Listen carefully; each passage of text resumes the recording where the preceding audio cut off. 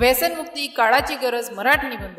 व्यसन हा एक सापळा आहे। प्रवेश सहज परंतु निष्क्रमण अशक्य नाही तर कठीण। आजच्या युगात अंधुक आनंदाच्या शोधात माणूस नशेच्या, मोबाईलच्या, जुगाराच्या अथवा धूम्रपानाच्या विषारी चक्रव्यूहात अडकतो। व्यसनमुक्ती ही केवळ वैयक्तिक नव्हे तर संपूर्ण समाजाची अस्तित्वाची गरज बनली आहे। व्यसनाचा प्रभाव वैयक्तिक, पारिवारिक आणि राष्ट्रीय पातळीवर पसरला आहे। गांजा, हेरोईन सारखे घातक नशेबाजीचे प्रमाण महाराष्ट्रात 30% वाढले आहे।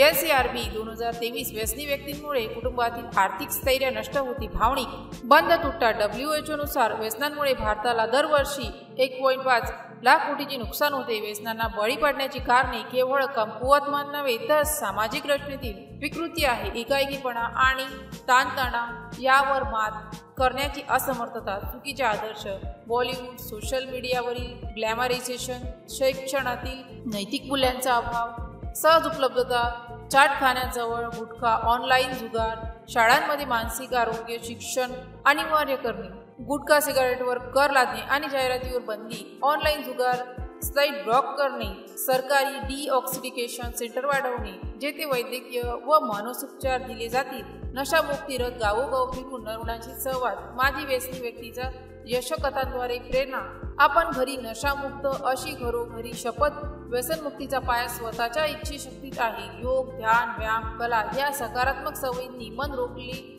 गांधीजींनी सांगितल्याप्रमाणे स्वतःमध्ये बदल घडवा, समाज बदलायला लागेल। व्यसनमुक्ती ही काळाची गरज बनली आहे, कारण व्यसन केवळ व्यक्तीचा नव्हे तर समाजाचा आत्मा खाऊन टाकतात। सरकार, शिक्षण संस्था, कुटुंब आणि व्यक्ती या सर्वांनी एकत्र येऊन नशामुक्त महाराष्ट्र, नशामुक्त भारत घडवणे आवश्यक आहे। ज्याप्रमाणे गंगा नदी स्वच्छतेसाठी प्रवाहित होते, त्याप्रमाणे प्रत्येकाने व्यसनमुक्तीच्या प्रवाहात भाग घेतला पाहिजे। सुरुवात आपल्यापासूनच होईल।